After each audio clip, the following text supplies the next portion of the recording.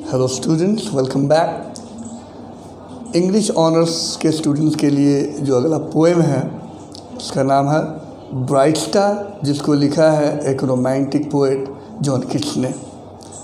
ये जो टाइटल है ब्राइट स्टार, यह एक उपमा है या यूँ कहें कि एक कंपैरिजन है जो जॉन कीट्स वो यूनिवर्सल बॉडी के तुलनात्मक अध्ययन से वो इमेज बताना चाह रहे हैं कि उनका जो प्रेम है वो काश उस ब्राइट स्टार की तरह होता है, क्योंकि वो कहीं ना कहीं से इन्फीरियोरिटी कॉम्प्लेक्स के शिकार हैं और अपने अगलीनेस को लेकर वो कह रहे हैं कि उनका जो प्रेम है वो इनसिक्योर है। उनको ऐसा लगता है कि उनकी प्रेमिका छोड़ देगी या नहीं ये कर पाएगी, कोप कर पाएगी, तो इसलिए वो उपमा दे रहे हैं ब्राइट स्टार को। कहते हैं कि वो कितने खुशनसीब हैं, ठीक है, कि वो हमेशा के लिए वैसे हैं और उनका प्रेम जो है शायद अधूरा होता हुआ नज़र आ रहा है, क्योंकि उनकी डेथ ही बहुत कम उम्र में हो गई थी। तो यहाँ पर थोड़ी सी होपलेसनेस है या मिसथ्रॉप है। तो ये जो पर्टिकुलर सोनेट है, इंग्लिश सोनेट 14 लाइन की, उसके पहले स्टैंजा में वो एक्सप्लेन करने की कोशिश करते हैं कि bright star would I were steadfast as thou art, यानी वो अपनी इटर्निटी को बताना चाह रहे हैं कि काश उनका भी प्रेम जो है वो इटर्नल होता या चेंजलेस होता, स्टेड फास्ट स्टेबल होता, ठीक है। Would I were steadfast as thou art, वो ऐसे रिप्रेजेंट कर रहे हैं वो ड्रामेटिक मोनोलॉग की तरह की, is talking to the universal bodies of star. उनको कहते हैं कि काश मैं तुम्हारी तरह चेंजलेस होता, स्टेबल होता और निरंतर रहता, हमेशा के लिए होता। Not in lone splendour hung aloft the night, तुम रात में जो दिखाई देते हो चमकते हुए, तो वो अकेले नहीं हो। अब वो बात अलग है, ये तो इमेज है कि वो लाइट वर्ष की दूरी पर हर स्टार होता है, लेकिन जो दिखाई देता है वो लगता है कि बहुत करीब है।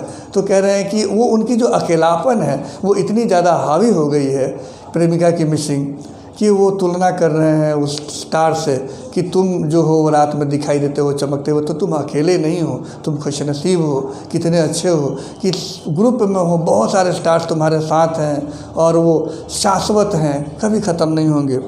सो and watching with eternal lids apart, और तुम पूरे जहाँ को अपने आई से सब कुछ खुले हुए देखते हो, तुम्हारा जहाँ पूरा है अपना। Like nature's patient sleepless eremite, like nature's patient, जो प्रकृति की जो पेशेंस है और वो निरंतर स्लीपलेस रहती है, अपना काम करते रहती है, वो चलते रहता है, घड़ी किसी कभी बंद नहीं होती है। उसी तरह से तुम्हारा प्रेम जो है और तुम्हारी जो शाश्वत इटर्निटी है वो हमेशा के लिए विद्यमान है। काश मैं भी हो पाता, ठीक है। अगले वो क्वार्टरन में कहते हैं the moving waters at the priest like task, ये सब नेचर के पार्ट्स हैं। तुम क्या क्या नहीं देखते हो ऊपर से। The moving waters at the priest like task, उनका पृष्ठ मूविंग वाटर क्या करते हैं, वो प्यूरिफाई करने का काम करते हैं। A pure ablution round earth human shores, तुम एक एक चीज़ को देखते हो, ह्यूमन शोर्स को देखते हो, वाटर को देखते हो। और gazing on the new soft fallen mass, gazing on the new soft fallen mass, को कह रहे हैं कि जो पहाड़ है उस पर जो बर्फ़ होते हैं, स्नो होता है, जब उसको ढक देता है तो वो खूबसूरत दिखने लगता है। उन सब के तुम विटनेस हो और वो निरंतर कभी ख़त्म ना होने वाली सीनरी को देखते हो। Of snow upon the mountains and the moors, सब हर जगह तुम देख सकते हो। नो येट स्टिल ये स्टेड फास्ट स्टिल अनचेंजेबल, फिर भी तुम निरंतर हो, स्थिर हो, अनचेंजेबल हो, स्टेड फास्ट हो, ठीक है। Pillowed upon my fair love's ripening breast, to feel forever its soft fall and swell, awake forever in a sweet unrest.